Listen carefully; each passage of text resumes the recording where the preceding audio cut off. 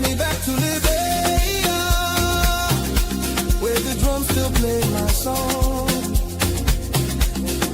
Take me back to my homeland. It's the place where I belong. LIB Future TV, giving voice to progressive Liberians, speaking about politics, entertainment, and local news.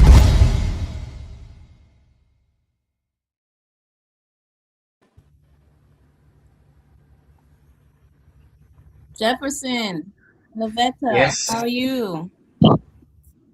I'm okay. How you doing? It's Friday. It's Friday night. So we are here Friday night. We're not in the club. We are here on Liberia Future TV. How you doing, Lavetta? How was the week? Yeah, the week wasn't bad. Mm-hmm. We get for another weekend. Yep, we made it through. We made it through. Jefferson, how was your week? Well, gracefully, it was okay. Thank God. And thank God for the weekend. Though it's going to be a very long weekend up to Mm-hmm. Monday. Mm-hmm. But yes, it's good to be here. And we thank God. I heard you playing my song, Gyra. I love that song. I was singing in the Yeah. back. I saw you in the back and I was like, wow. And I love it so much. It really gave me hope every time. That is So I my love it. song. Oh my Wow. God. That song, I play it loud and I sing that song when she starts singing about the lily in the valley. Oh my God. That's Yeah. a beautiful song. Beautiful Yeah. song. So, Lavetta, what do you have for us for news Friday night? Okay, so it is Friday night. Let me bring you the today's trending news update. Okay. Uh, NEC chair David Brown Lasana steps down early. Mm-hmm. David Brown appointed by President we are in 2020 announced she will leave office March 15, which is okay, I think Monday. It'll be Sunday, but it'll be celebrated on Monday. It's a holiday. And with one year left in her term, surprising observers after a tour of NEC renovation. Voters blame Bouacar, sad comments. Critics say pressure from President Bouacar's Unity Party government push David Brown Nassana to resign, while arguing an Alexander Cummings administration will safeguard NC independence. Liberia Drugs Enforcement Agency clarifies catch reports. The Liberia Drug Enforcement Agency said all cash and narcotics from the February 19 Waterside operation, 519 packs plus 19 strips of tramadol. Suspect Boubacar Jallo arrested were handled by procedure responding to question about an alleged 150,000 front. Still wants on Guinean incursion. Civil society groups stand decry Guinean soldiers crossing into Liberia, planting a flag and shooting a civilian, calling the government's response weak and threatening sovereignty. Guinea border tension ease. Information Minister Jerry Limerick PR said Liberia is pursuing diplomacy as calm returns to Lofa's Solumba clan, where Guinean troops crossed the Makona River during a sand mining dispute. Belgian court orders Johnson war crimes trial. An appeal court ruled that Martina Johnson, as commander for Charles Taylor's rebels, must face trial for atrocities during 1992's Operation Octopus, welcomed by victims' advocates. Civil Service launches verification. The CSA began March 9 nationwide credential checks for Ministry of Local Government staff with UNDP support to clean payroll and boost public sector integrity. Lawmaker Lawmaker Ford's in-house plenary was disrupted Thursday when Reps Prince Tools and Luther Collins clashed during debates over inviting Minister Mamaka ability to explain the 2024 Yellow Machines Road Equipment deal. Those were the latest updates. Oh, wow. That was very good. So the lawmakers got into a physical fight in the Yeah, Capitol yeah, over the yellow machines. yeah. The Yellow Machine equipment deal. Mm-mm-mm. Wow. Well, thank you so much, Lavetta, for the news. We're going to be reviewing the news this week, but your news updates were very good. So we appreciate you. Have a good weekend. We'll see you on Monday with some more good news from you. All right. Thank you so much. All right. See you on Monday. Okay. Jefferson, good night. Okay, Lafetta. Good night. Okay. So we have this week, there was so much news in Liberia. Every day it was just jumping, jumping, jumping, jumping, jumping. But I want to go back to the beginning of the week.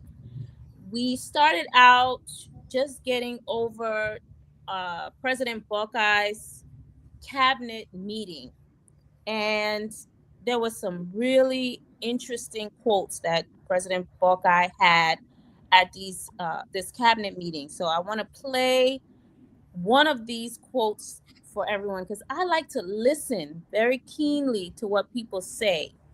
So I want us to listen to what President Buckeye said at his cabinet meeting. Remember, at this meeting, he's just talking. He doesn't have any notes. Nobody prepared any speech for him, like, when the SONA was going on and he had to read it all. This is just him talking off his top of his head. So listen to this, everyone. Job creation is very important. And you're thinking about investment. They'll go to your house, come to your office, come to this. You have to see them. You're now in a photo mood. They want for you to take photos. It's difficult to tell them when you can't. But as much as we hear about people coming, investors, and everybody bringing them, I don't realize much of it.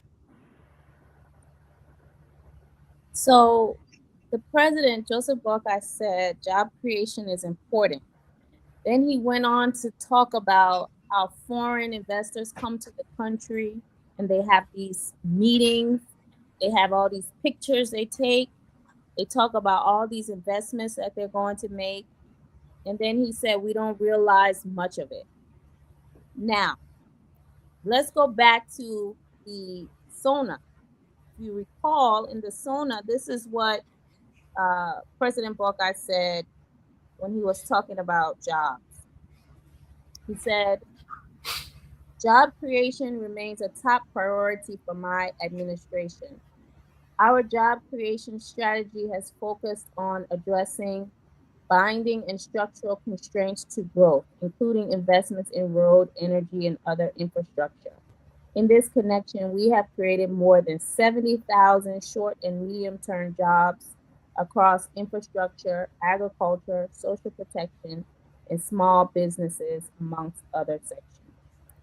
So when you listen to what he said, Jefferson, and you listen to the SONA, isn't that totally different? Yeah. So, these are things sometimes Liberians will say um, there are some contradictions many times, either in the president's speech or some key government officials, because one person will say another thing, and then at another point in time there is another thing again being said. So it seems as though there are contradictions in the statements of the president. One time he will say another thing, and then another time he says another thing. So it gets some on the other hand gets Liberians confused as to whether what is the actual thing President Waka is saying, right? So it's just a kind of a confusion amongst in the minds of people. One time another thing is being said, and then the same thing, but then it's being said differently. So it's just a kind of this contradiction. In the Sona speech, he says that his administration created 70,000 short 70,000 and medium jobs from infrastructure, agriculture, and social protection.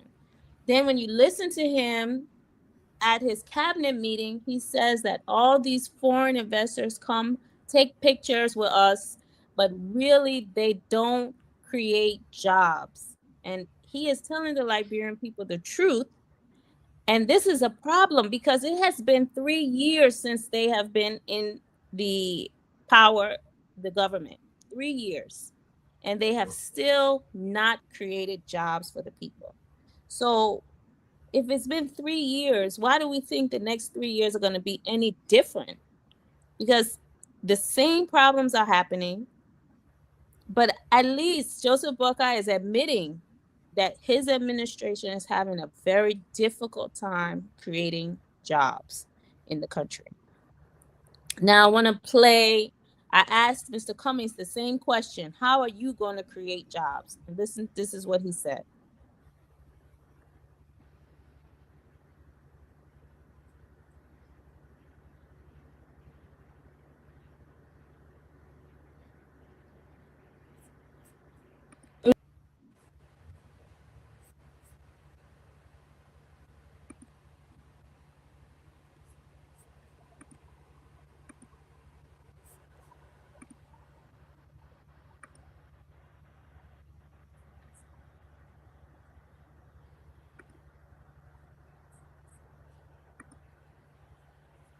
Let me see if I can get this clip to play.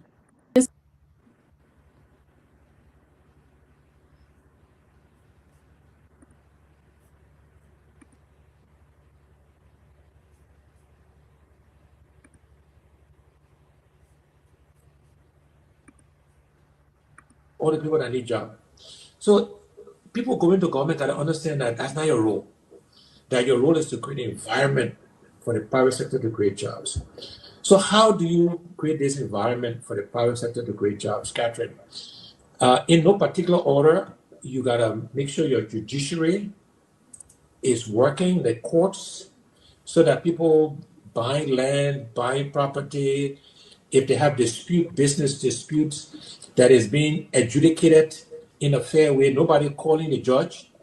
You know them and say, Catherine, I'm a cousin there, even though she not, cheat her partner, but judge in her favor. So you gotta fix your judiciary. You gotta make business registration easy. The last time I checked, for over a year, the business registry, the website was down. You cannot encourage business if those basic things don't work. We gotta make sure for now, we put everything we consume. We gotta make sure getting things into and out of the country through the ports. We gotta make it easy. We gotta get rid of the corruption in the country.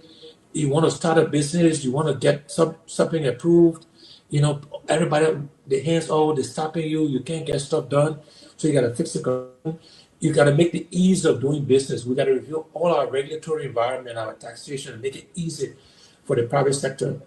Then we gotta invest in Liberian businesses. We gotta provide credit, all the way from microcredit from market women, Ghana boys, etc., all the way to middle-sized and big-sized Liberian business.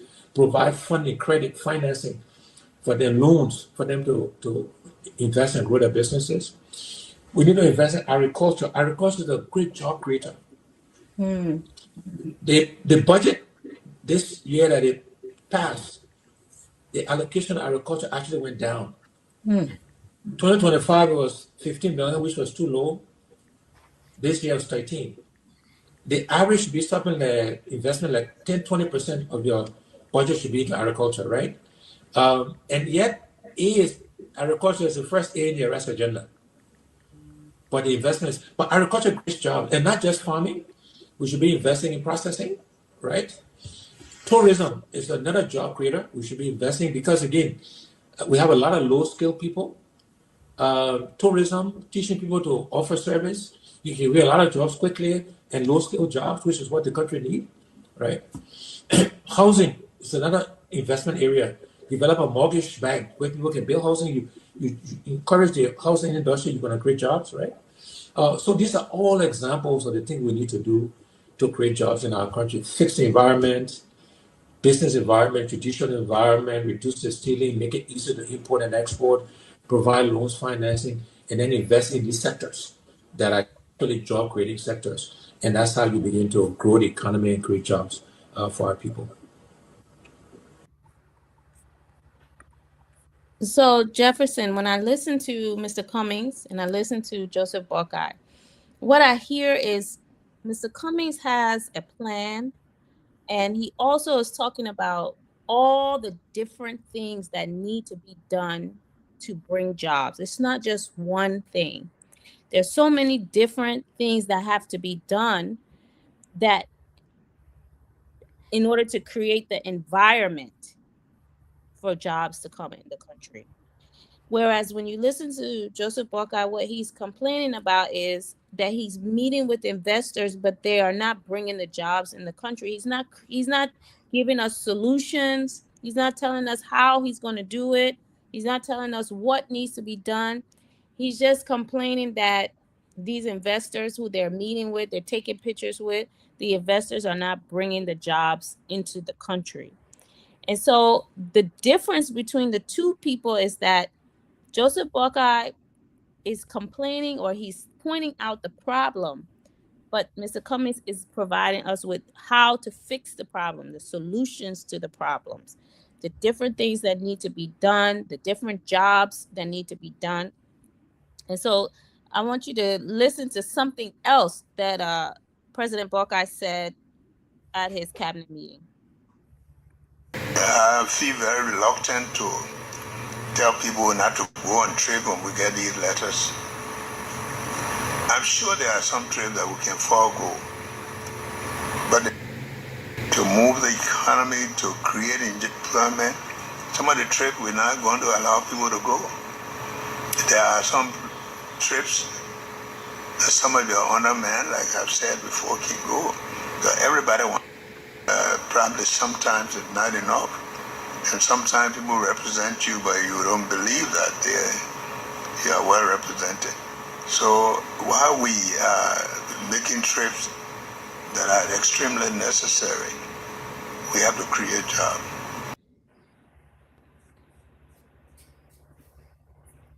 Now, he's saying that these trips that they go, it's the same thing from the first clip, Jefferson. If you listen to him, he's saying the foreigners are coming to the country to take pictures.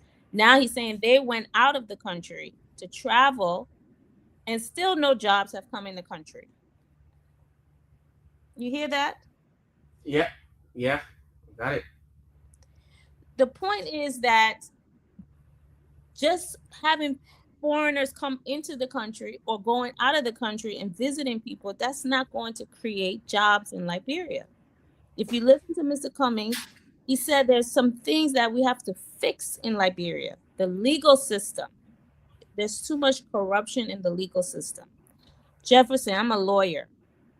Could I encourage a business like Coca-Cola or Pepsi, or could I encourage them to come to Liberia and spend $100 million on a project if, when they go to court, they don't know who's going to win the case? They don't know if the judge is going to rule in their favor or rule for somebody else who's going to pay them off. That's an unknown. It's uncomfortable to be in a situation where you don't know the outcome. It's not based on the contract itself. It's based on relationships. So you get into a bidding war where your lawyer pull you aside and say, look, my man, The judge said, we got to do something. Then they go to the other side. Look, my man, the judge said we got to do something. By the time you look, all kinds of money going back and forth, and the case is not resolved, going on for years and years and years.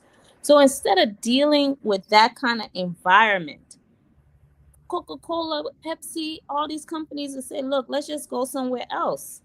At least they have a more reliable legal system. So if you don't clean up the legal system, nobody will want to come to open large businesses or spend, you know, hundreds of thousands or hundreds of millions of dollars, because they would not know if the outcome in court will be based on a contract they sign or based on relationships. The other thing Mr. Cummings talked about is we need to work on the electricity. We need to work on the infrastructure, the roads, all of these things. It makes it very hard for companies to come into the country if the roads are not good, if the infrastructure is not good. So these are certain things that we have to work on in the country for businesses to come in the country.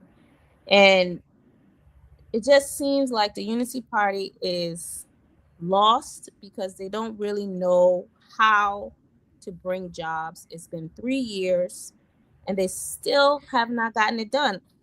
I read Verity News said that from 2024 to 2026, the Unity Party has spent $16.5 million on foreign travel. $16.5 million on foreign travel, on hotels, food, air flights. And they haven't brought jobs to the country. It's been 3 years. 3 years.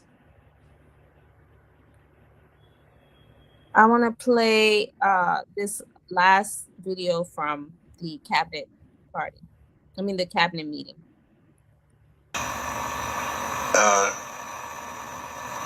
Another thing we notice is that the cabinet is a family, and quite often we have programs, and a lot of cabinet ministers are absent.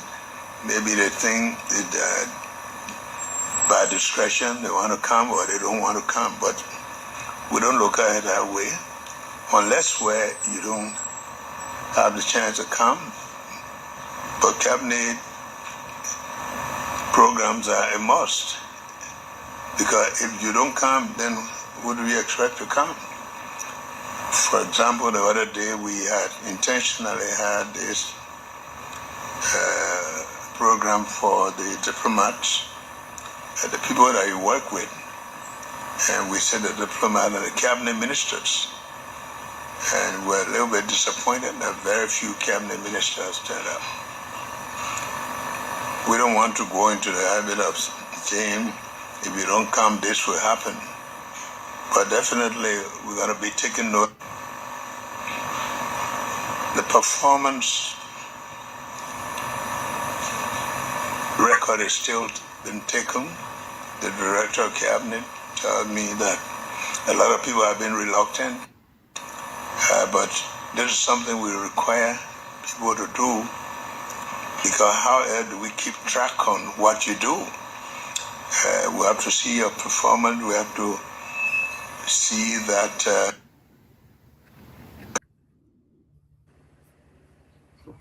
So Jefferson, what do you think about this one? Well,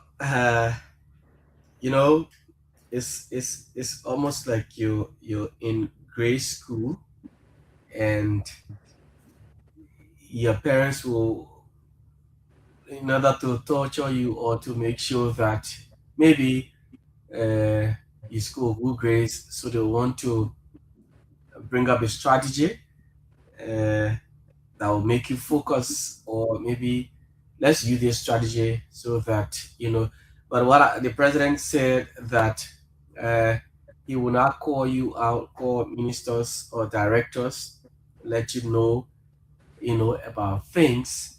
But it is just the performance grade sheet. I don't know how effective that is, but if President Boakai must be harsh on his ministers, he has to do even more than that. It is not just about you telling your ministers or your directors, your cabinet ministers about you score A or B, because the Liberian people are not looking at the ministers. Whatever happens, the president, the head of state will be the one to answer to everything. It's not the Liberians are not going to go to the ministers. They're going to the president. The same President Waka failed. So if he must do these things, he has to go beyond, and it is not just about you know telling people about his ministers, what the performance grades and what have you. And so Liberians need job. They need to see the reality. Like you said, 3 years now, and still many Liberians believe that nothing has been done from the reality. They're looking at the job creation, and still nothing has been done with even uh, the managing director Mo Ali making mockery of the Liberian people. I call that mockery, that the 70,000 jobs President Bouaka talked about was he mentioned. He said, in fact, the keke riders and shushan boys and car loaders, those are all jobs creation. That was a form of making mockery out of the young people who supported the regime coming to power, because in fact, these guys were riding bikes, they were riding their keke or tricycles, they were shoe boys all across the city before even President Bouaka came to power. So if they will count that as job creation, it's a form of mockery, it's a slap in the face of the people who went in the slums, in the trenches, were all under the reins, campaigning in making sure that this president comes to power. But it is the other way around, Madam Gibson. So I like to just give people a chance to see what they can do. But then it becomes obvious if you don't know what you're doing, right? If you hire someone to come and do a job in your house, you watch them, they look around, they're looking around, they're wasting time. You're thinking to yourself, do they really know how to do this thing? Or they just practicing? You give them more time, they're still looking around, they haven't done the job you asked them to do. It becomes, to me, obvious they just don't know how to do it. Yeah. And Unity Party does not know how to fix the problem. They may have all the good intentions. Joseph Buckeye may have all the good intention, but it's not about just getting people who you think can do the job. You yourself, Jefferson, have to know how to bring jobs in the country before you can hire people to do it for you. Joseph Buckeye needs to tell people, just like Sarah Beslow Yanti told I think she testified in the Senate that there was never a plan for economic diplomacy. Like she never really had any kind of directive from her boss on how to bring jobs in the country through the foreign ministry. So she is now trying to create that plan herself. That's not how it works. She works for a boss. Her boss is supposed to tell her, this is what I need you to do. I need you to bring these many jobs. In 6 months, I'll come back and check on you. This is how I want you to do it. Then she could come back to him and say, President Buckeye, the reason why I can't make my quota is because of electricity, is because of the roads, or it's because of the legal problems in the country. We have to fix those problems. You see? Then you get the Ministry of Justice involved. I need you to stop corruption in your court. I don't know how you're going to do it, but you need to do it because we're hearing of corruption in this court. I need the road from the airport to the port fixed. I need it by this date. come back to me in this many weeks and tell me when you're going to fix the road, when you're going to fix this, when you're going to do this. You know, he has to put his foot down on people and give them a directive. This is what we need done, and come back to me in this much time and tell me what you did or how you've done it. And you have to measure, Jefferson, measure their outcome. You can't just say, I want you to bring jobs. You have to say, I want you to bring 30,000 jobs. And I want you to tell me where those jobs are. And I want you to tell me who all got jobs. That's how you put your foot down on people. But, you know, Joseph Buckeye is an older man. He don't have that energy. He doesn't have, and he doesn't know how to do it. And right now, the Liberian people are suffering every day, losing their homes, I mean, oh my God, people have built homes, put money in their home. You know how much it is to build a home, to buy bricks, to buy Yeah. blocks, A bag of cement, steel rod. steel rod. How long it takes to put your house together, paint your house, put your plumbing in, your all of that, and then somebody just come and say, knock it down. Knock it down. And that doesn't give you a dime for all of that money you put in it. That's heartless. People are losing their homes all over the place. They're homeless now because of this government, and they're not providing any jobs. So for the next 3 years, I think Liberians are going to have to go through the pain of this administration, because I do not see that they know how to fix the problems in the country. It's just over their head, and it's obvious to me at this point. Um, so you Yeah, want yeah, to close on this point? yeah. So yeah, just before we close, I just want to, like you saying, uh, if people don't know the job, you don't need a rocket scientist to tell you. I'll give you a typical example. The Minister of Commerce, you know, sometimes the week before last and last week, I was on the Minister of Commerce here in the morning on our show, and I've been on her that, well, the Ministry of Commerce, they're doing nothing over there. The minister or deputies, the inspector general, they're doing nothing. You don't see them going around inspecting, carrying inspection of expired goods, RPDs, and businesses. So we've talked about that. And then the following week, President Bwaga had his cabinet meetings. And in that meeting, he in fact blasted her. He, pointed her out that according to him, back then in the days, they used to see commerce in stores and shops getting on inspection, but now, and this other minister, what is he doing? So it just occurred to me now. I said, well, President Waka will see this. He knows fully well that this lady is not fit for the job. She's not competent, and yet is keeping her there only to point at her, say you're not doing anything. If someone is not fit for the job, you let them go. There's no sugarcoating about it. Now she came on Monday morning to carry out inspection.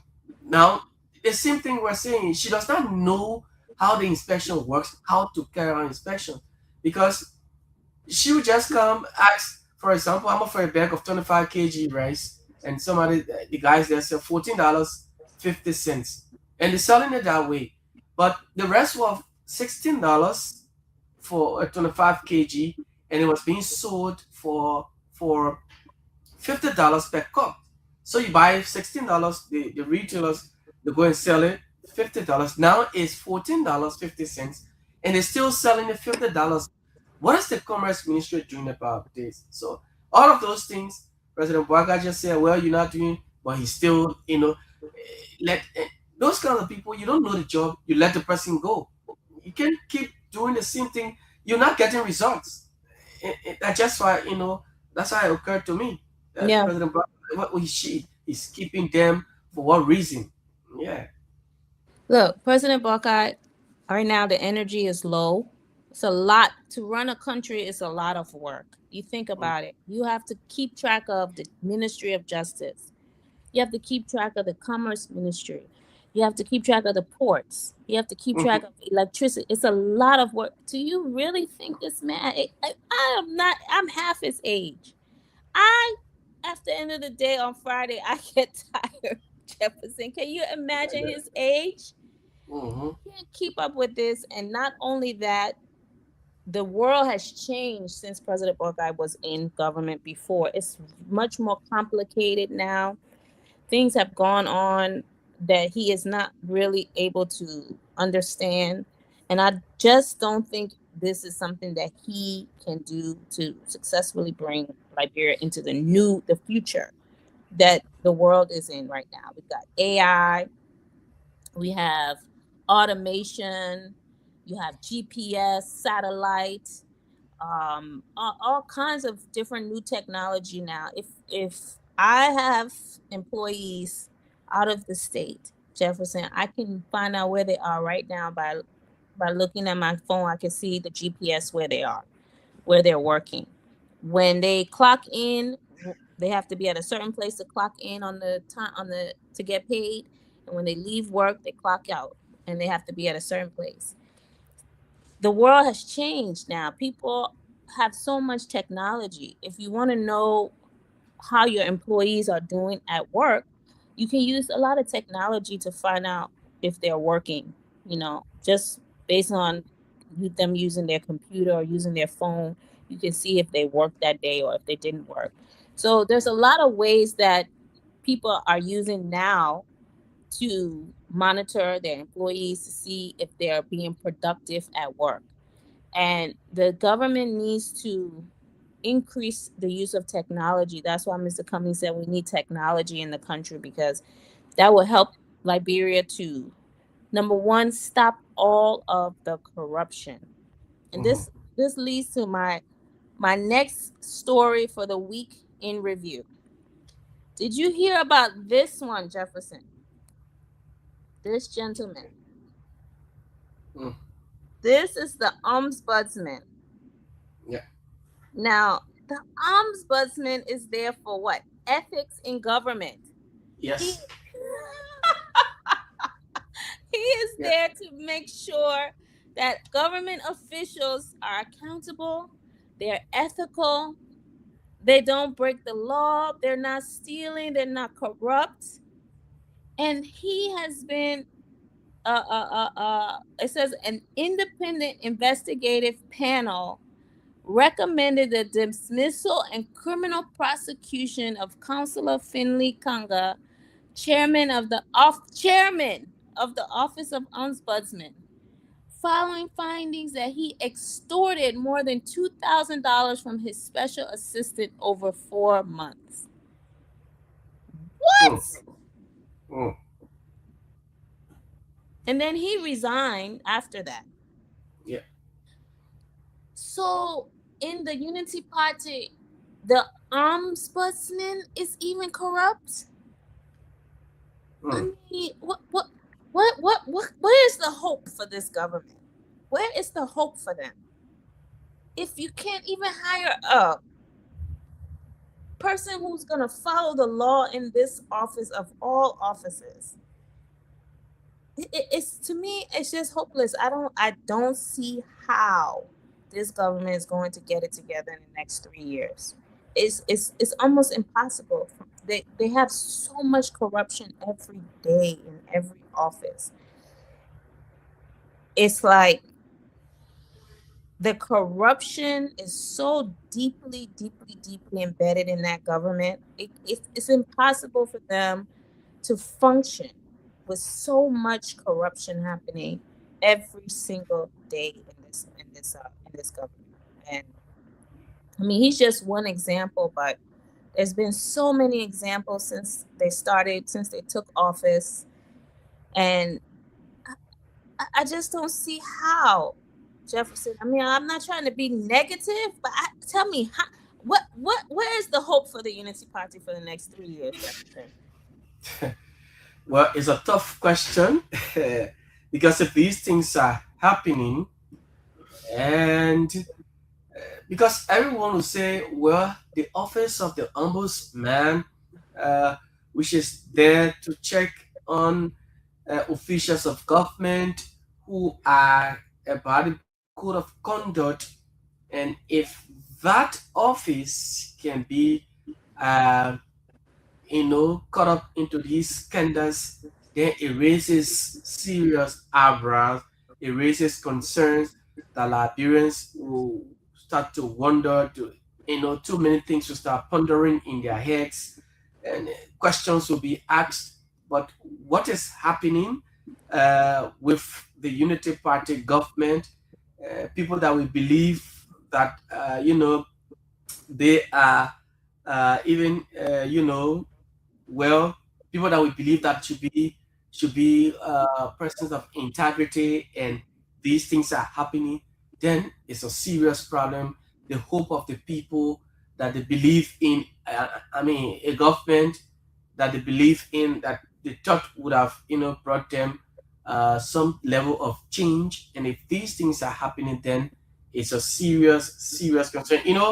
One point in time, one of the staffers there at the office of the ombudsman, a very close friend of mine, in sometimes in October, he had this. We had some, conversation, and I'll just review. He said, "Bro, what's up? You guys need to visit the office of the ombudsman. A lot of craziness is happening.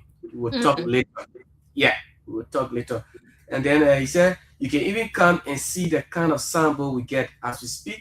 For the past 3 days, there has been no, current arrival. When you discuss this further, we will talk more and everything. He said, bro, come and monitor the place. When you people come, uh, you leave your press car behind, just like that, and come do some investigation. So a whole lot has been going on there at the office of the ombudsman, but well, it is just what it is. Well, yeah, and this is what has happened. This is the allegation against him. It Mhm, says that he demanded 50% of his special assistant's salary, $500 a month between Francis, yeah, Francis. April and July. So he he's getting his paycheck and he wants a part of his assistant's paycheck too. Yeah, yeah, yeah, yeah, exactly. And in fact, this is the guy that, in fact, he and I were very close. Yeah, he was, we were talking back then. Yeah, he and I were having the conversation back then. So every time, in fact, when I want to use it, but I don't want to, let me just hold it. Let me hold it. Just, yeah. He's a very close friend of mine, Francis. So he was, saying this all of this time And until we've landed to this day. so and then he says so this has to be something that is rampant. It's Mhm, not a isolated issue. That means that there's a lot of people who work underneath people who are being taxed part of their mhm, salaries. mhm, And this is a big, big problem. The way how you fix this problem is they have something here called whistleblower statute. And I have a friend in my law school. That's all she does is whistleblower law. So what will happen is this person, your friend, he would report his boss. And if he reports his boss and it's true, he gets money. So it turns it into a situation where if you break the law, there's a incentive for people to turn you in. And that's how whistleblower laws work. And that's what they should really, if they really are serious about removing corruption out of government, they should make it a financial incentive for people to report corrupt people and get money from it. mhm. Because Yeah. that they will start turning people in left and right. Because that first time, if your friend would have reported him and it came back as true, your friend would have gotten $1,000 reward, and this man would have been fired. Mm, That's how you get whistleblower laws. Is how you really get a lot of corruption and theft out of government because if you don't get that corruption and theft out of government, again, it's going to impact the jobs in the country and how the economy and how the environment of the country is viewed by people outside of Liberia. Then he said he was asking him for $30 to $35 a month for phone scratch cards as well. Hmm. What? Yeah. And Yeah. this poor man was under this kind of pressure every month to take half his paycheck and buy this man scratch cards. Whereby his own was just there, and he wasn't even sharing with anyone in office, Oh my but he God. was demanding. I mean, it is so weird, in fact, that you will have to, yeah, to have to ask your, and it is not just there, even at the, I used to cover the legislature, and so some lawmakers over there, Madam Gibson, it was interesting to note that some lawmakers will, those who are at the legislature, the staffers there, the lawmaker will say, okay, you're here, but your salary, once your money comes, you cut it, you give me half, a portion of it, maybe 25% of your salary, because I have to take care of other people, I have to take care of other things. And I was kind of like, so some of them, they will confide in us and tell us Mhm. these things. We don't want it. Yeah, they just tell us these are the things that we go through here, and I'll be like, wow, but I mean, is it compulsory? So they threaten you. If Right, you, if, if you don't do it, you lose the job. You go back in the district and sit down there. Somebody will right, come, will cooperate, and right. it is just so frustrating that people will do. But the thing is, Madam Gibson, it is not that the Whistleblower Act, it cannot be enforced. Mm-hmm. We have these laws. It is a very good one, but it's going to be very difficult for this government to do because everybody wants to chop. Yes. Everybody wants to chop. They believe that once they try to do it, they start doing it, there will be no eating, no side money coming from anywhere. So they'll be, they say, what's the essence of us creating this art, enforcing it? Because I mean, money is here. We can use this money and do other things. Go settle our extra activities and let the government or let the country struggle. We use this money, $50 million. We get it. We get a country 25. We did 25. What will happen? Nothing. So it will be very difficult for them to work Yeah. with this. And But they're this. missing the big picture, okay? Yeah. Because the big picture is if you have a middle class, that means the people on the top move up. Yeah. So the Yeah. money that they are stealing is going to be nothing compared to the money that they can actually make in business because these people already have means, so they are going to be the ones to get these larger contracts. Yes. They are going to move up, and the lower class is going to move to the middle class, Mhm. and then the lower class, the poor people, they'll have something. The disabled people, they'll have a little something to hold them over, at least above the poverty line. But Mhm. the stealing is actually taking money from them because they're not able to get real contracts from real companies. Like, for example, Mhm. these restaurants like Mamba Point. There's another one right there in Mamba Point Hotel. I think it's the Cape Hotel. Those hotels over there, they're considered to be some of the top hotels in Liberia. The Yeah. Royal. So there's some other ones too. Now imagine if you had a upper scale hotel come to Liberia. You see, these hotels, they're not top of the line if you look at it internationally. So if you can get your environment good, more higher level businesses will come into Liberia. These same people who want to chop from somebody $500 a month, these people will be making more money. Mhm. But unfortunately, they're short sighted because they're just looking at what they can grab and steal now. But it's really destroying the country. It's really destroying the country. Um, so I think that this situation with the ombudsman that happened this week is not unique.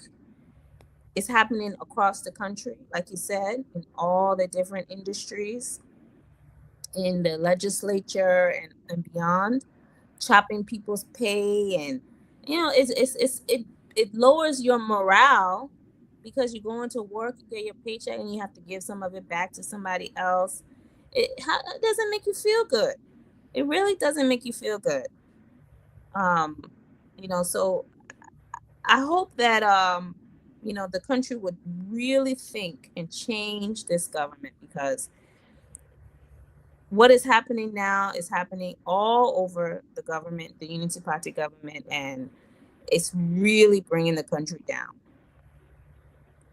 So I wanted to jump to this rape march that happened as well this week. Yeah. So the youth came out, but they said they were not given a permit to march to I think they were either going to the Capitol or the Executive Mansion. Did you hear about that? Uh, well, no, I think that was a developing story, but I didn't get to follow it up. Yeah. Okay. Yeah, there was a youth march. Let me see if I can play the sound.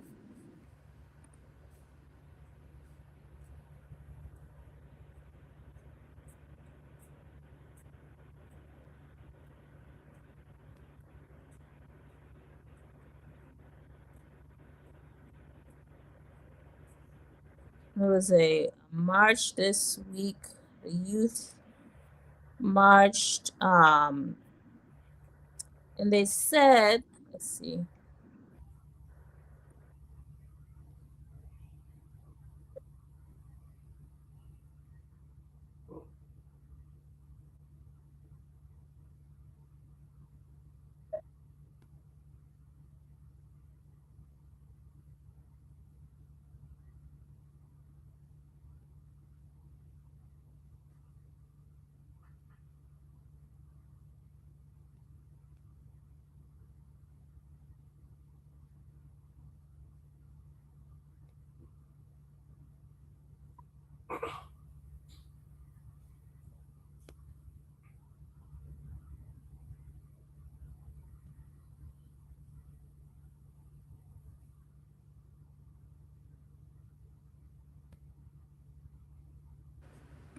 So the young people came out, they were chanting, they were walking the streets. They said they applied for a permit.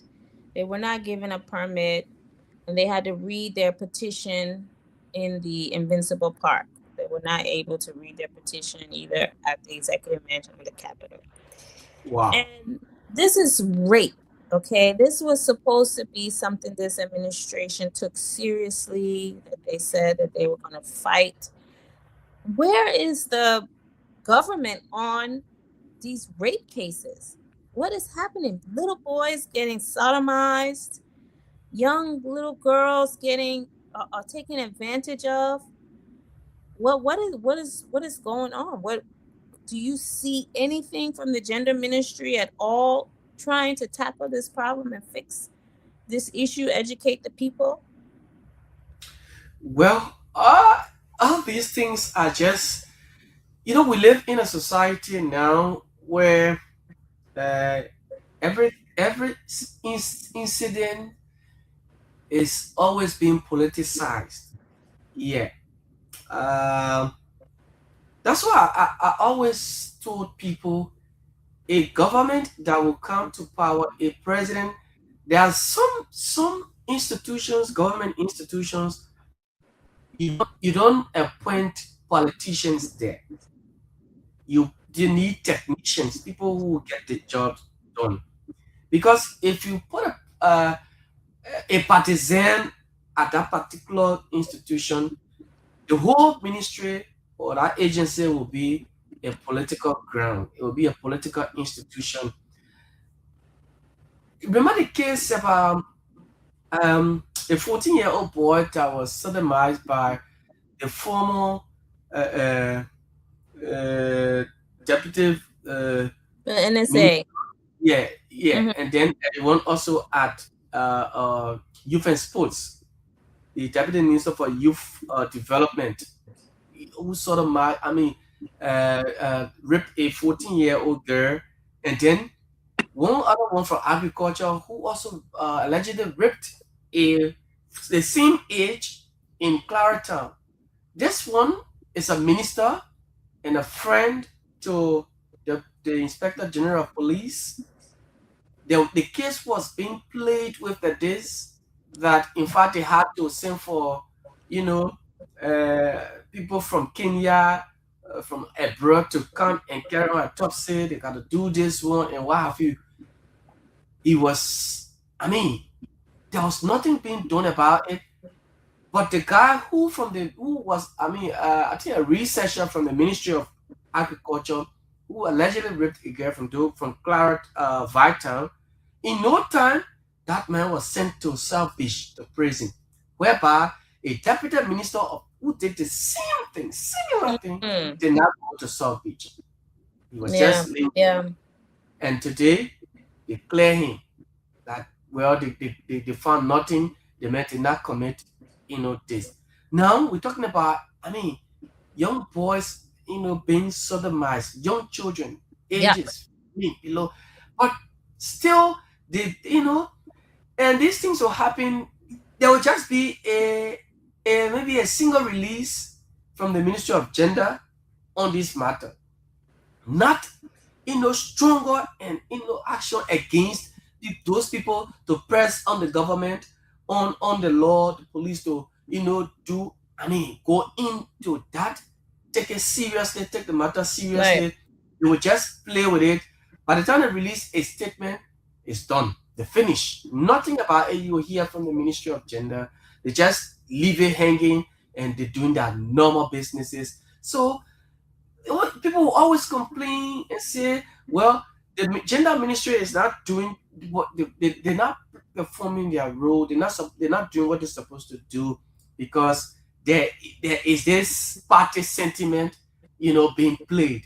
Right. So yeah, once the person is in the league of the Unity Party, there's not stronger measure, no tougher action will be taken. So it's just the other way around, Madam Gibson. If people want relief from these type of things, they have to remove this government because they're not able to enforce the laws on rape, on child abuse, on sexual abuse, and even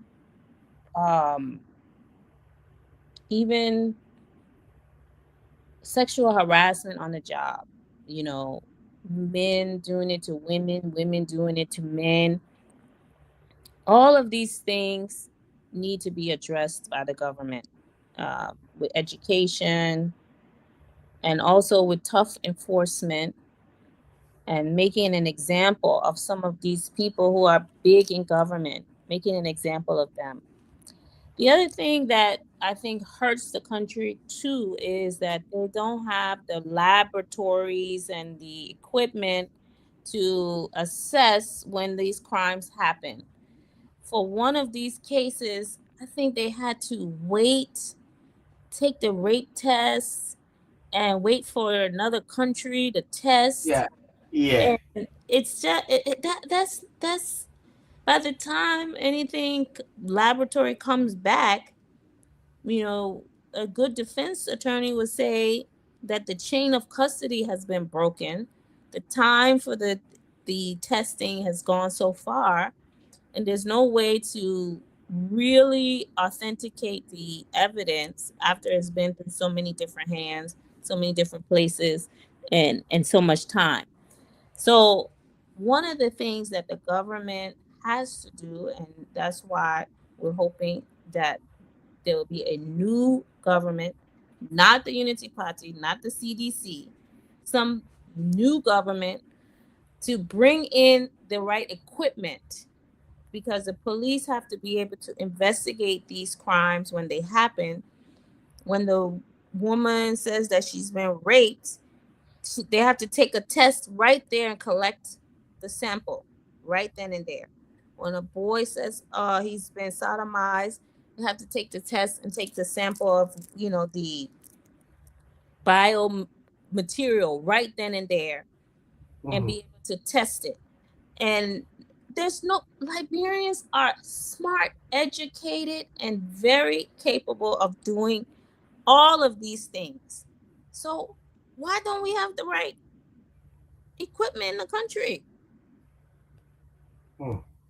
The reason is because they're spending $16.5 million going to this country and that country, wasting money, having Mm-hmm. all these programs with pictures that are not doing anything, not bringing any jobs into the country.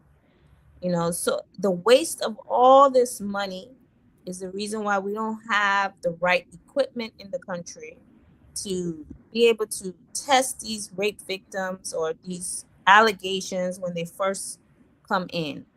And one thing about rape is it's something that even though it may happen at one time, it will play on your mind for the rest of your life. Like, Yeah. it Yeah. doesn't go away. You have hard time trusting people. You have hard time being certain places.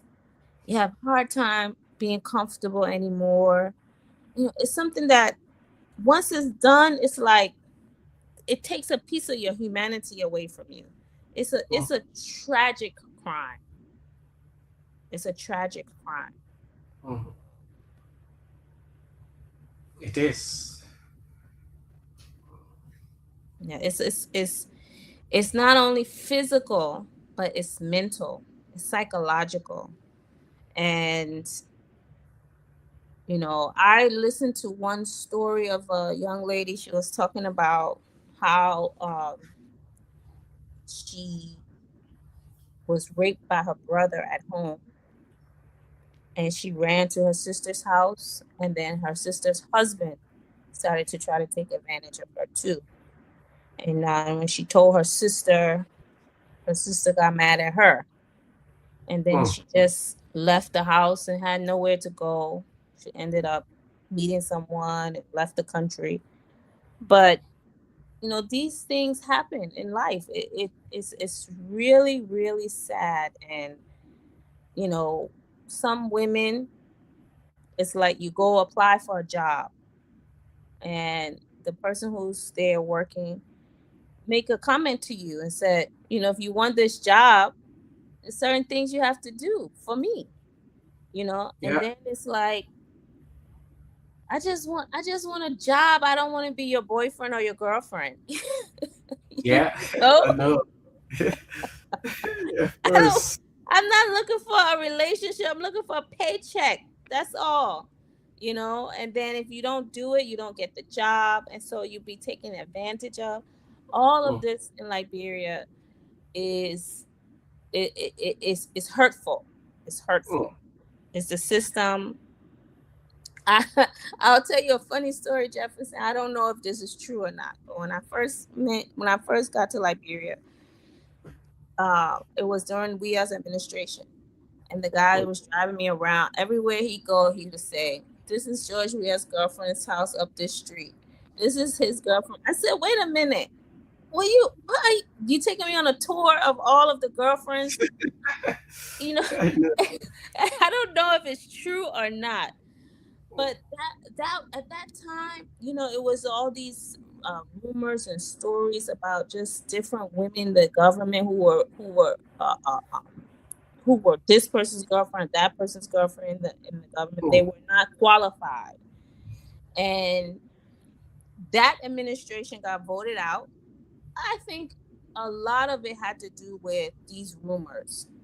People were angry about this. Why is it all these unqualified people are serving the government? And they were upset. They voted that administration out. Then this administration comes in, and now all you can hear is this person has raped this person, sodomizing boys, and all kinds of stuff. It's like you just took one bad thing and brought in another bad thing. So we really need a different, whole different group of people in government to really fix the country and decide, like, this is not acceptable. We can do better. We can do better. Yeah. We can do better. It's just frustrating. So, and the sad part of of this whole thing is that you will see, the evidence will be there, clear, and you will see them. But the way the case will be played around, and at the end of the day, nothing comes out of it. It's so frustrating, and that person, the family members of the victim, will just live with the regret and the pain forever. It's so frustrating. It is so frustrating. Yeah. Yeah, and then they either say, okay, the person, somebody came to pay us off, right? You know, to try to Yeah. just be quiet. But if you Mm, don't take the money, the government is not going to do anything about it. You know, mm, they're not going to pursue the case, especially like you said, if it's somebody that's with influence in the government.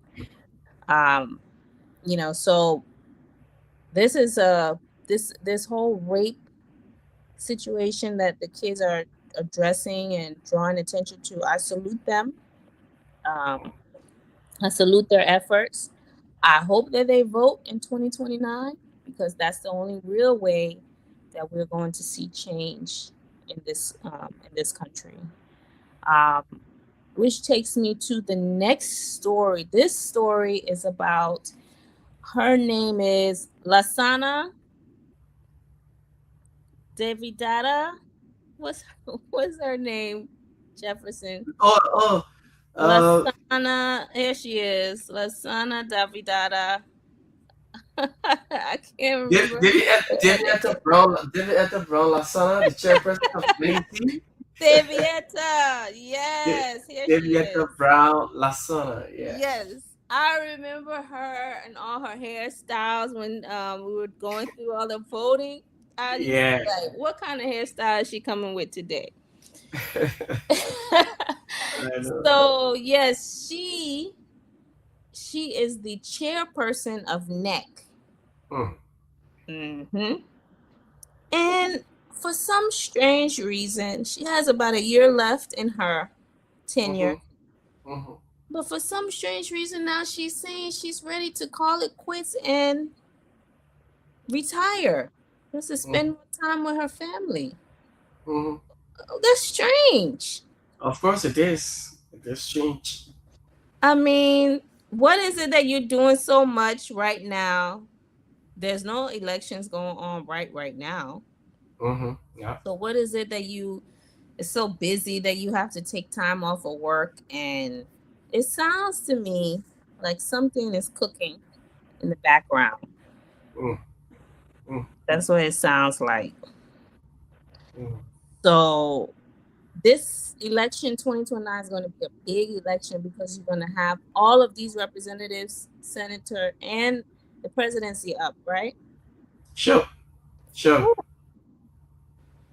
So there's a lot happening this election, lot of seats up, and it sounds to me like the Unity Party is looking to replace her with someone who's going to be loyal to them.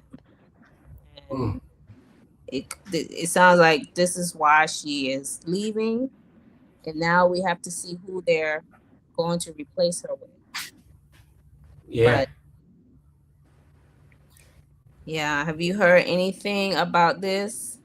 Well, what we, sometimes there were some issues at the National Elections Commission with some staffers raising concern. I think some allegations levied against Madam David Etta Brown Lasana, and she was relieved of sometimes suspended by the Right. president, and then later on he lifted the suspension, and after that, here we are today. In fact, it is like the question you asked. Everyone is wondering. The question is, in fact, she even gave a specific date that on the 15th she will be stepping down. Right? Why is it that she could have just written a letter to the president and say, I don't need the job anymore, instead of saying, on the 15th I will step down. So what is behind her, I mean, resignation as chairperson when the position she's serving in is a tenure position? She still has a year She could have just remained. We don't know. But then another conversation behind is that, well, we've been hearing President Puaka, you know, wants to replace the Madam Deviata Brown Lasana. He wants to bring in a new person. So when the news of her resignation came out, we started again hearing that the president wants to replace her with the former Chief Justice, Madam Gloria Moses Scott. Uh, Madam Gloria Moses Scott, who was involved into the murder case of Right.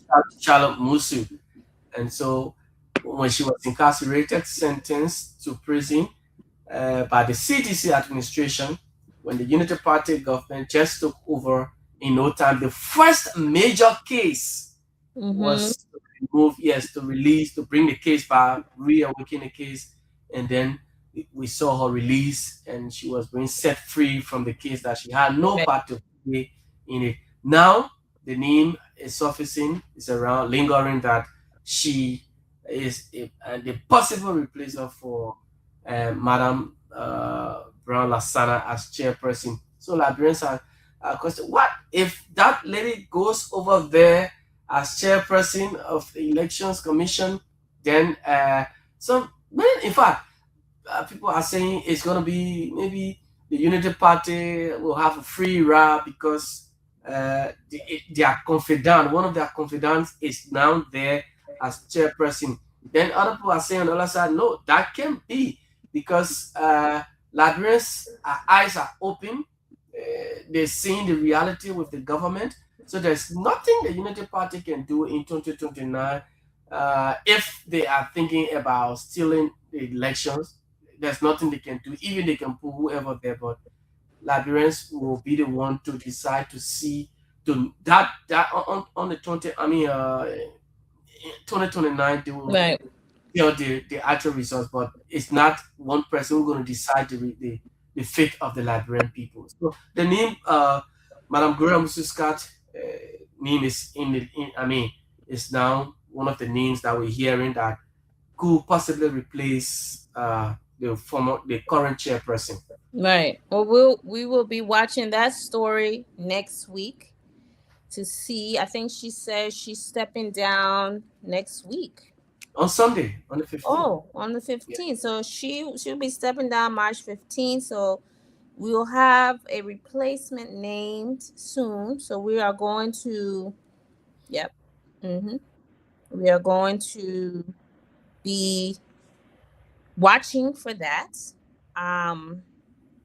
And that should be, an interesting development because NEC is going to be a very important job when the election time comes.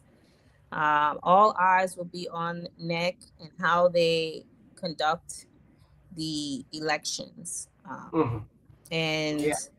yep, so we'll be watching that. And then another big story for the week that came up was this issue of the diaspora sending in a petition. This was reported by Front Page Africa. The diaspora sent in a petition to vote at the embassies in the diaspora. So instead of flying to Liberia, because in order to vote, you have to register. I think you have to Yeah. register in like March or April. It depends on what county you're in. Yeah. And then you vote in October or November. October. October, yeah. So that means you will have to fly to Liberia to register, then go home, then fly back to vote. Yeah. What? That's how, yeah, that's how it's been. You see, you come if you want to take part in elections, you come down, register in March, and then you go back. You wait October 10. You come ahead of October 10, and then you vote. If there is a second round, either you wait or you go back. You come Oh, back in November. Yeah. then you have the second round. Yes. That's If it another is. thing. So Yeah. I did a little bit of research.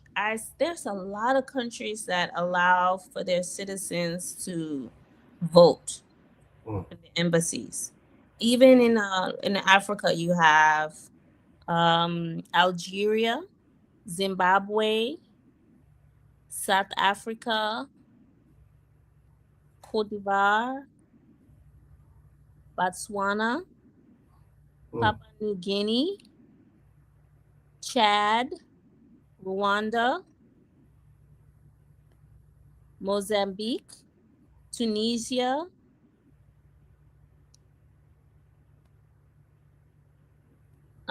Cameroon, Morocco, mm, Kenya. So there's those are just the African countries now. Or South Sudan. There's so many different countries that allow voting um, for um, diaspora people that are outside of the country to vote in the country. I know the United States does. You can vote by mail. You can vote, send your mail-in ballots. mm. Um, so I don't know if I said Senegal, but they also in Namibia. So there's a lot of countries that allow this. This is not anything unique. Um, a lot of countries do it, and it's good for the country Mm, to encourage more democracy. You know, I think certain people are not going to want to do it because they're going to feel as if other candidates will benefit more than them. mm, So they may not want to pass it, but I think it's a good thing. It would allow Liberians from all over the world to participate in the vote as long as it's done in a fair way, in a where they don't can't cheat by saying different people are voting. I think it should. yeah. I think they should allow it. Now whether or not they're going to pass it, I don't know. I don't. I Mm, don't think the Unity Party will feel that it will benefit them. But they do have a lot of support now in the diaspora. They have a lot mm, of groups that support them. So we'll see. I don't know if that's going to pass, but we're gonna watch this story as well on Liberia Future TV to see what happens and where it's gonna go. mm. Um, have you heard anything about that, Jefferson? Well, it has been some discussions, right? In fact, because many Liberians now in the diaspora, uh, a friend of mine, Eric Purvis, he himself has talked about this. They feel left out of the process in Liberia because not every Liberian, the population out there is huge. Yeah, not just in the US, but other countries. They in Mm-hmm. Ghana, they in South Africa, where Liberia has embassies. There are Liberians living there. They want to come back, participate. The only participation that they make is during on social media campaign time. Having podcasts and what have you. But they want to be part of the process wherein they can also cast their ballot for their candidates. So they're saying, well, it's a good. There's a need that at least the government allows this, or there be this at least privilege given to them that they could be able to vote out there, you know, uh, online voting, and so just vote at the embassy, and Mm-hmm. your votes their votes will be counted as well. So that's what they're praying for. But well, we don't know whether it's going to happen under this administration. They're going to allow that to say, okay, let's pass that into law, and let's see how it is. But we hope and pray that well, it works. Right. Yeah. Well, we'll see. We will see. What happens, we'll be watching that story too. Um, and this week was, I think, to me, the first time in a long time that security, national security, became a huge and major issue in Liberia. We've been talking about a lot of the domestic issues in Liberia, but national security and the border issue just, I mean, it took up um, a lot of airwaves this week when the Guinean soldiers came to the uh, border in Foya and put their flag up. And, the president still has not come out and talk about it publicly. He's Mm, not made a statement. He's mm, not addressed the nation on the issue. We still really don't know what happened and why it happened. And the government hasn't given us much answers. We started out the week where the Guinean soldiers crossed and put their flag up, and then these young people in the town approached them, and there was a back and forth, and then the Guinean soldiers took their flag down, and then the Liberians hoisted their flag back up. mhm, And while they were doing it, they sang the national anthem, which was so patriotic, and mm, it really made people remember why they love Liberia. I mean, it was a patriotic moment, and it was a moment of bravery for them. Um, but then they felt alone because there was no one there. There was no security around.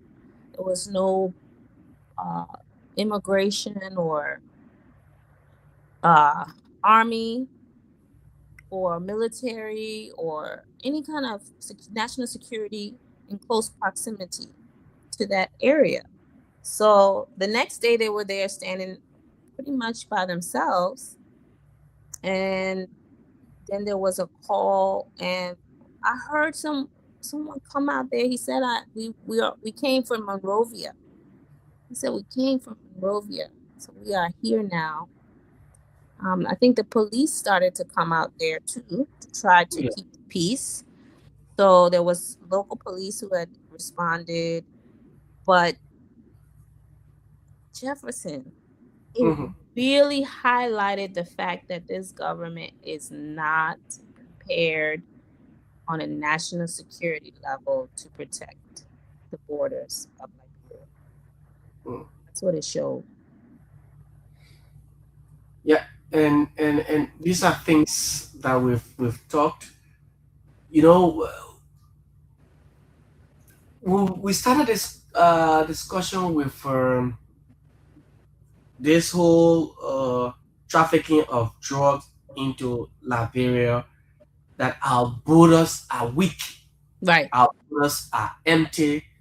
Because if in a country like Liberia, if you have a, I mean, all of your borders, if you have stronger security measures being put in place, you will not, you know, experience these things. You wouldn't see these things happening. Uh, but every time you hear, I mean, huge consignment of drugs coming into the country, where do they pass? Through our entry points, either the airport or the Sierra Leonean border, like the Buwater side, or maybe, you know, Kanta to Guinea border. And so it's just around security. A country with a population of 5.8 million now, Liberia, that just has security. I mean, the army of 2,000, now 2,100 men. I mean, Mm-mm. that's a minute portion. Mm-mm. It's just a little, because I mean, so if you say you take, okay, how many men will you send to Water side? How many will you send to Ganta, Guinea Boro, to Lofa, and that area, and that particular place, that Solomba port of entry there between Foya and Guinea, the Makona River there, it has been a vulnerable, entry point for a long period of time. It's just the citizens who are always over there, been, taking care, making sure that their eyes are over there. I mean, should we allow these kinds of high security, matters to arise before we take action? Should we Right. allow our entry points to be vulnerable when things happen? I mean, before we take actions? I mean, this is it shouldn't be. Government should be proactive. Government should be Right. far-sighted to look ahead, just because we don't want an instance where, okay, let's take for example, just in case, thank God it didn't happen. These guys, they have come in with heavy artilleries, machineries. They've come in with different intentions, but now we would have been saying different thing in Liberia. It Right. would have been a whole different story, because the place was empty. The guy felt that, well, maybe nobody, no security here. The people, they don't have army, immigration, their border patrols are not here. So we could just go across the river there and just take that land and claim it. And they were Right. successful, right? They were successful. They came in a canoe, and their guys have weapons. They crossed, and the young people who were standing back, they started to throw stones at them, throw some sticks at them, but they still came and they planted their pole and hosted their flag. I mean, it was. I see this as dead on arrival from the government, angle, that the young people of Lofa, which was a very risky one, Madam Gipsy, it Right. was risky for those young people who were, just trying to do what state security government could have done a long time, could have avoided. What if those guys who came in from Guinea with weapons, and then the young people were there resisting? What if they are open fire Right. on them? We would have been sitting here talking this.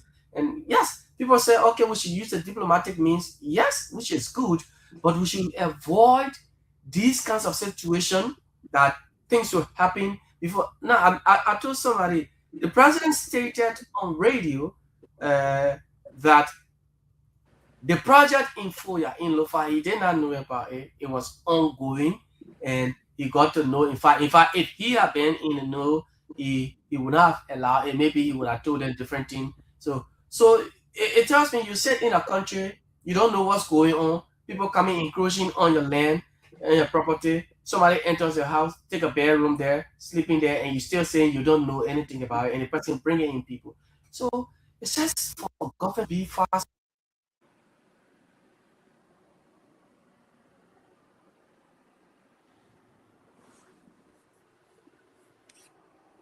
Is my internet or is that Jefferson's internet? Yeah, so I think we have, after going through this week, maybe Jefferson will come back to join us. After going through this week, we have a I feel very theme going on.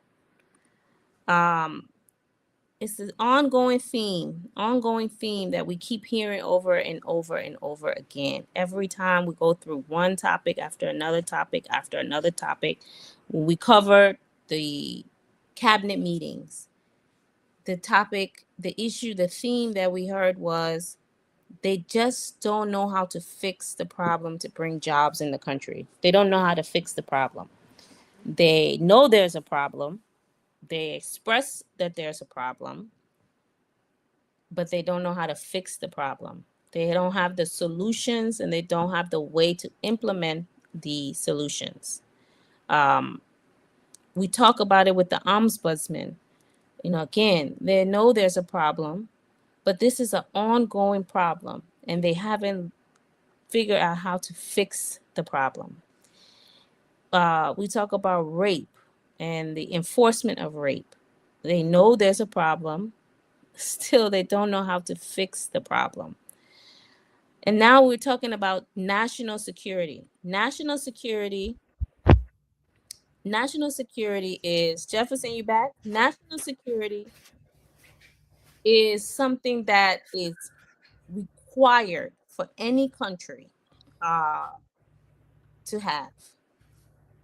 And it's very important. It's, Yeah.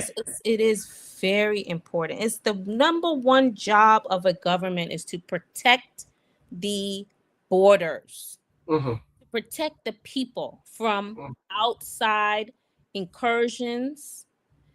Even if you might be a smaller country, you can still have things in place to deter these type of things from happening.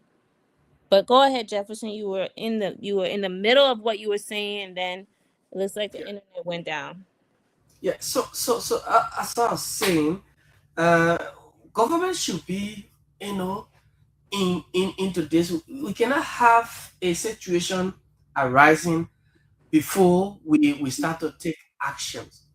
What these guys, why if they are come from different countries, and just passing through, finding means to come, and this is how war comes in a country, and you see people running hectare scatter, and this. So this government was talking about, uh, recruiting at the end of every year 600 men to join the military. But the military is challenged. You into security, the budget is low. Somebody is leaving Monrovia here to go to Guinea, or Lofa, to go Grand Jide, to go Nimba, Bo Waterside, and leave your family here. And the salary is 150, 175, 140, 200. What I mean, how do you expect that man to support himself and his family back home? So it is just a serious challenge for the military. Now you're adding it up, but there's no support. We don't have logistical support for our military here. You check the army, even the barracks. Just we Kia Radio is here. The barrack is just right before us. I mean, you don't even see if they tell you that this is a barrack. Yes, it is. Everybody knows that it's a barrack, but you wouldn't believe that it is a military barrack, because in what I know, when you see a military barrack, you don't need a rocket scientist to tell you that this is a military barrack. The equipment there will tell you that, yes. But Armed Forces Day, like this current Armed Forces Day, I mean, normally we see the military when they're parading, you see their equipment, the trucks, and what have you. But we don't have, ammo tanks. We don't have these heavy machine guns. So what if Guinea had just come with different intention? What would have happened? But it's just unfortunate. I say we just here by the grace of God. Yeah. Yes. When I went to Liberia, I was sitting with my friend, and she said the same thing. She said, Kat, she said, we are here by the grace of God, whether it's the medical conditions, Hmm. whatever it is, we are here by the grace of God. In Liberian Future TV, we on our Facebook page, we've published a story that says Alexander Cummings solutions on stemming inflow of drugs and warnings of mismanagement of the national budget is a prescient revelation for the failure of Liberian government on border security. So what we published was, there was a Mr. Cummings was talking about the border, but he was talking about drugs. And he said that in order to stop the drug problem, that we have to fight the supply of drugs coming into the country. And to Sure. do that, we will have to strengthen our borders. Hmm. And he talked about training and equipping security personnel and enhancing technology, Hmm. building ports of entry and Hmm. territory delineation infrastructure. So that means big words, but that means some places you can put fencing, some places you can put, physical structure in order to say this is the Liberian border right here. Some places you can put signs, you're entering Liberia or this is Liberia. Some places you can put scanners or you can have drones flying. Some places you can have people having rotations, like, you know, they would monitor this mile or these 3 miles or these 5 miles, ever so often. And then some places you can have, set up a actually entry where Mm. you come in the country and you get checked, your ID gets checked. This is a official entry to Liberia. Um, and so all of these ways you can help to monitor the inflow of whatever is coming in the country, whoever is coming in the country. But to have such a porous border like this and not have any protection at all, and then you have to wait for the military to come all the way from Monrovia to get there, there should be strategic placement of soldiers throughout the country so that Mm. they can get to certain locations quickly. Um, and all of this requires planning, it requires thoughtfulness. But the other thing Mr. Cummings talked about in his interview was that there was a lot of mismanagement and misappropriation of the Liberian budget. And because of the money that is not available, there's no way that they can protect the country because they spend $50 million a year just in the legislature's salaries, Mm-hmm. $2 million on NSA budget, and then we talk about the $16 million traveling back and forth Mm. that didn't create any jobs. All of this mismanagement of money, take that together with them, not doing the things they're supposed to do at the border, and Liberia is really vulnerable security wise. Mm. Yeah, we are totally vulnerable. In terms of security, Liberia is way behind. We're far, far, far. There's nothing, and I mean, we're just far. We're not even close to Guinea. Like other people were saying, oh, Guinea, Liberia army, Guinea has more men, but Liberia has strategies. It's not about strategies. It is about the people because we've some of us we've experienced war. I experienced the 1990 war. I saw what happened. Imagine, Madam Gibson, I was little, but I can still remember this, and the picture is still there. That because at my age now, I take him as a little boy. This small boy, like my mom is saying, please let me go inside and get my son's clothes. And he's there. If you enter that house, I will shoot you. Mm, I can still picture that particular right. moment. Yes, in Firestone. I can remember we were in Division 6. I can still remember that. So if Guinea that has, I mean, 15,000 to that number of troops, and we still here in Liberia with just 2,000 men, we can pray for this.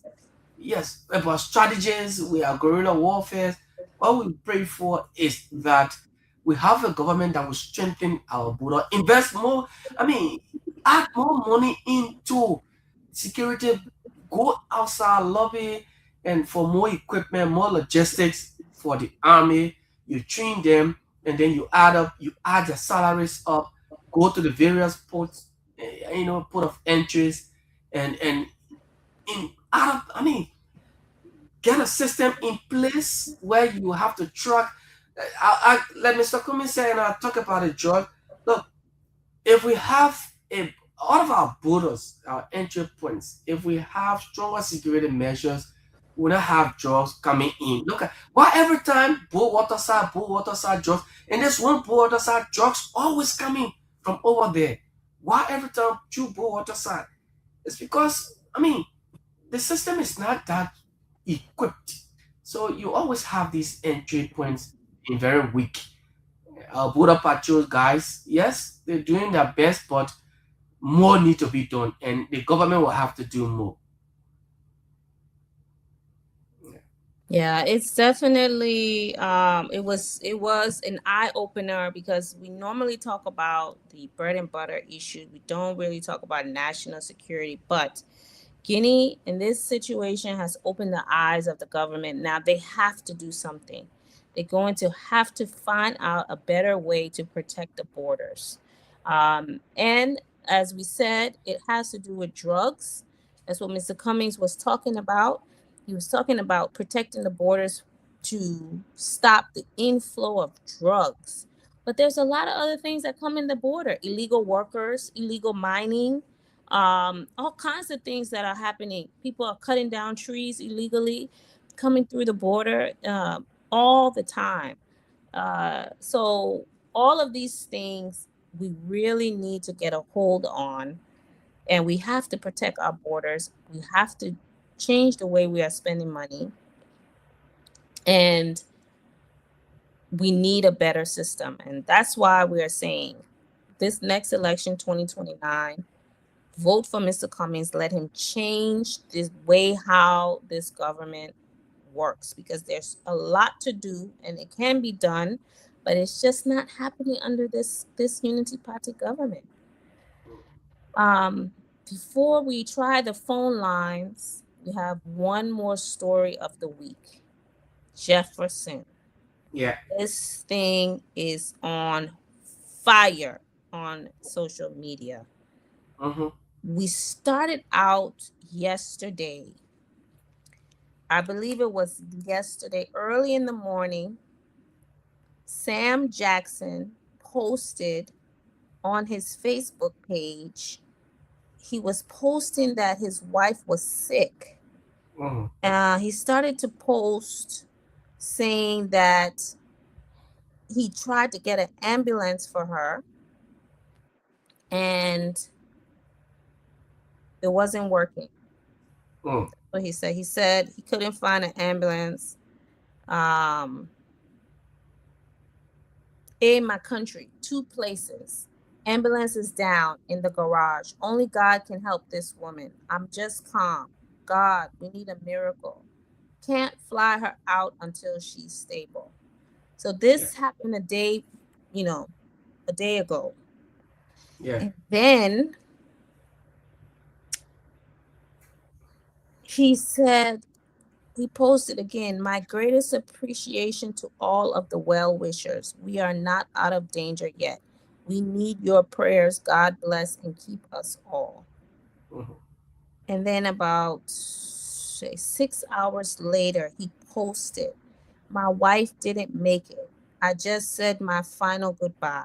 God knows best. Mm. Now, uh, Sam Jackson knew my father when he was alive. Uh, and he lived in New York. We lived in New York, so they knew each other. Um, and so I used to watch his posts a lot. He would post a lot about his wife, and post their trips, their vacations together, places they went together. So it was very sad because it had me thinking about the medical condition in the country. Not having hospital care available, not having ambulance. And I was thinking about all of this earlier this morning as I was headed to work. Just just so unfortunate. Um and then there was a twist in the story. Later on, Sam Jackson posted that the police was at his house, and he Mm-hmm. put them on video, Yeah. and said the Gestapo is in my yard. They're here to harass me. I'm trying my wife has just died, and they're here to harass me. And he said, I'm ready to go to jail. I got my toothbrush with me. They're Yeah. here to harass me.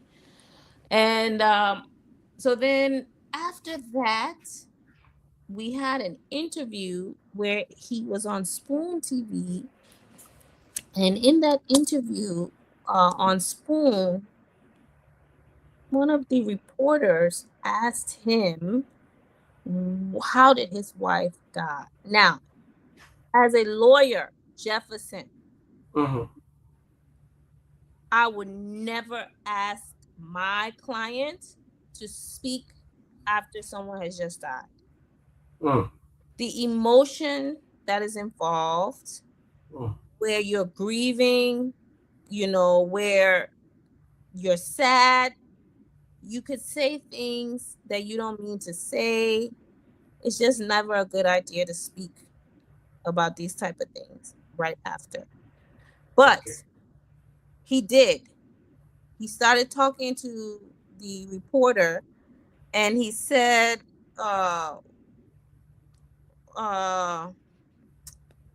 when I came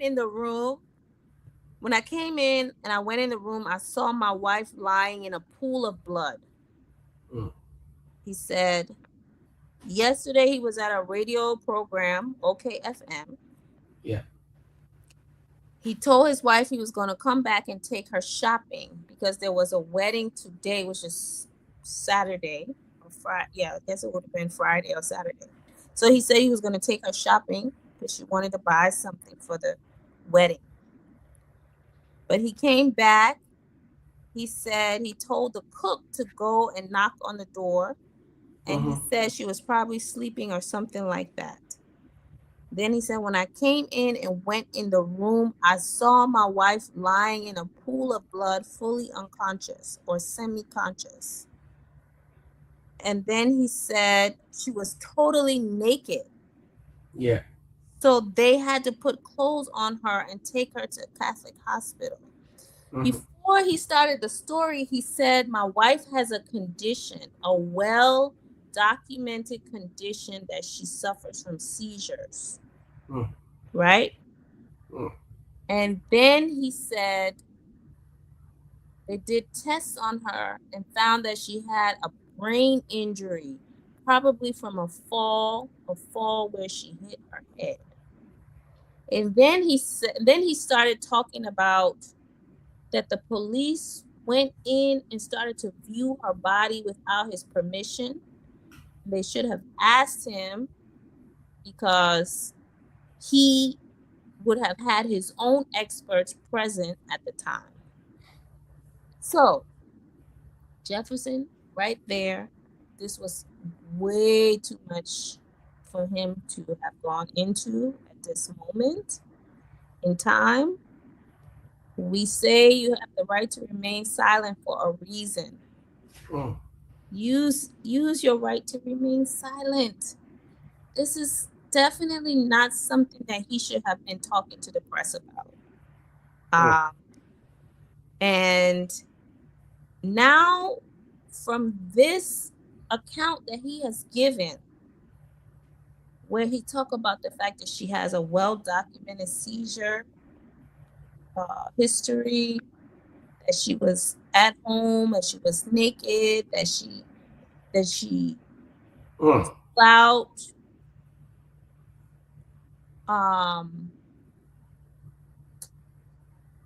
The police are investigating him, it looks like. And there's all kinds of pictures circulating now on the internet that look more like issues of domestic violence. These are all unconfirmed. But this story is quickly developing. And it's something that we at Liberia Future TV, we have to keep an eye on. Yeah, it is. It is, and from all indications, several posts being made from different media outlets as well regarding this particular incident. Like you said, every one of us, if I was going to follow up the story to know, because images that are coming out showing several bruises on the late wife of Sam Jackson. So, and today I saw his live podcast with police barricading his compound and as well. And like you said, yes, I think he should have just waited. If he had his lawyer, could have just told him not to speak now to the matter until maybe at a later, you know, date. But well, he spoke, and that is it. But the images that we're looking at can't say anything until further. Yeah, so far Yeah. so good. Yeah, it's definitely a story that we're keeping an eye on. Sam Jackson is a very well known figure in Liberian history. He has, wow, a long, long history Mm. in Liberian politics. He is an outspoken critic of the Unity Party government. And he has now taken a position as an advocate, I think, for the CMC party. Yeah, Um, and he is constantly on social media, yeah, constantly on social media. He has a lot of posts on social media. And so the story started out one way where people were saying sorry, so sorry about your loss. And then all of a sudden, it turned from so sorry about your loss to what else has been going on? What else is going on? So we're watching this story. Of course, everybody is innocent until proven guilty. We do not know what happened. There's an investigation going on. There's no way to really just validate, verify, what happens on the internet nowadays.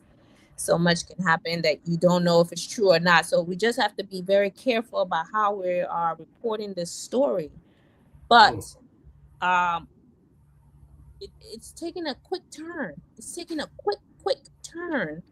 yeah, Um, my question though is, there's a lot of public photographs of her all over the place.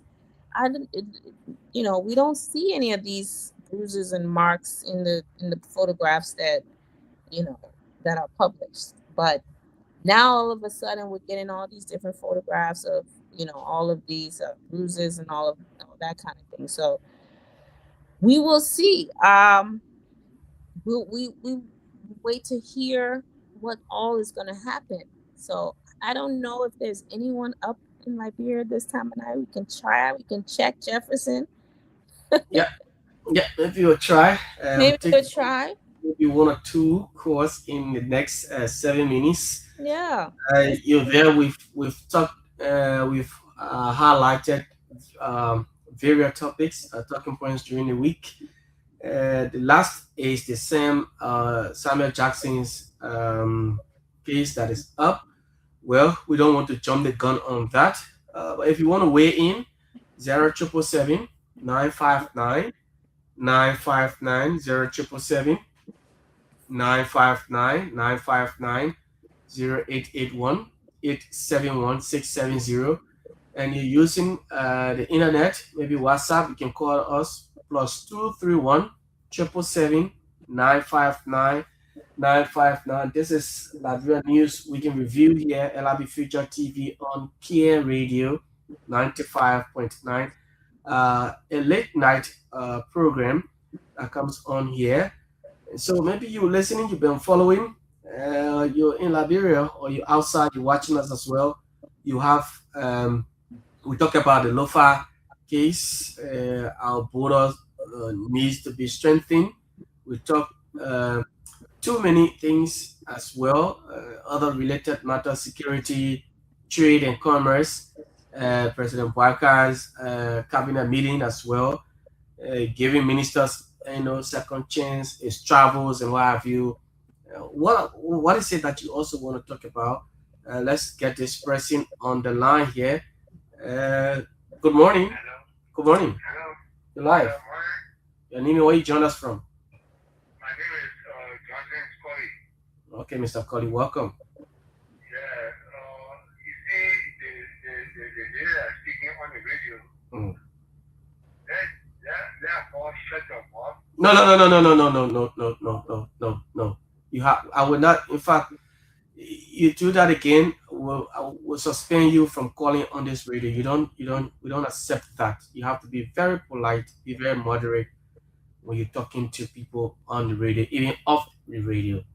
0777959 0777959 We're talking Liberia, the progress of Liberia, the state of the nation. We also talk about Madam David Etta Brown Lasana's resignation that is coming up on Sunday, March 15th. Any of these you want to talk about in the next 4 minutes, you can do that as we, uh, wrap up. Madam Gibson, Mhm. yeah, it's up to you. Okay. So, we covered a lot this week, went over all of the different topics of the week. Cabinet meeting, the ombudsman. Can I squeeze this person in, Madam Gibson? Yes. Good morning. Yeah, good morning, how you doing? We're doing good. Your name and where you join us from? Coffee Poor, I'm joining you guys from Bowling Country. From Bombing County. Let's hear you. Hello. Okay, I think he left. Good morning. Good morning, Chief. How you doing? We're doing good. Let's hear you. Your name and where you call from? My name is Iris Imalo Peterson, calling us so quickly. Go ahead. This is my ticket on the Lenze tour. And I was somewhere just for the loss of the wife. Okay. Thank you, Chief. Okay. All right. Good morning. Good morning. You're live. Your name and where you join us from? From District 17, Mohammed. Go ahead.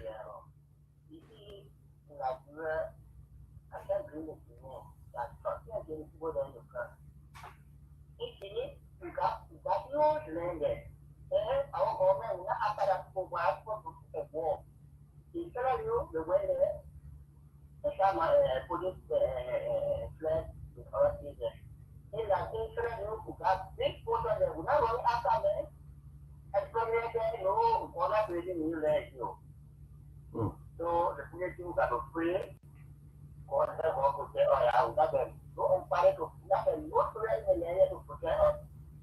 Okay, the way that I was here, so think about it, we to have Malaysia, we got Neta, Kawaka, the Malaysia was to be all the different, the big part was there. Why they can't be government and empower the Malaysia there? As the way they used to do, you know, when you go in and I was the age of 20. They need to go and have foster for people to know that you got to go in that or anything in the power, you are going to defend the country for nothing like that. And what the money they think that they do, nothing, I think that money there. I will not go somewhere to go there for the country. That's what I was saying yesterday on the radio that we are already with that. Going to Burkina Faso and go and getting that people happy. So when the assembly country is coming and everything. So no security will not go for government and get better security, man. People not there for us. Okay. All right. Thank you so much. I'm guessing to almost time. Yes. Government, I'll give up better security.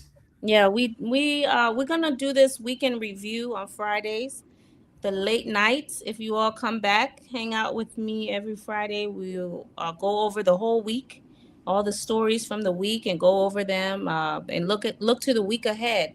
I hope you have a beautiful weekend. Enjoy yourself. We'll be back LIB Future TV next week. Our host will be here on Monday through Thursday, 7 p.m. to 9 p.m. And I have the late shift, 11 p.m. to 1 a.m.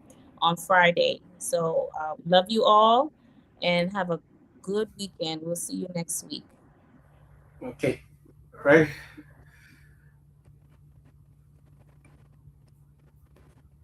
LIB, stand up.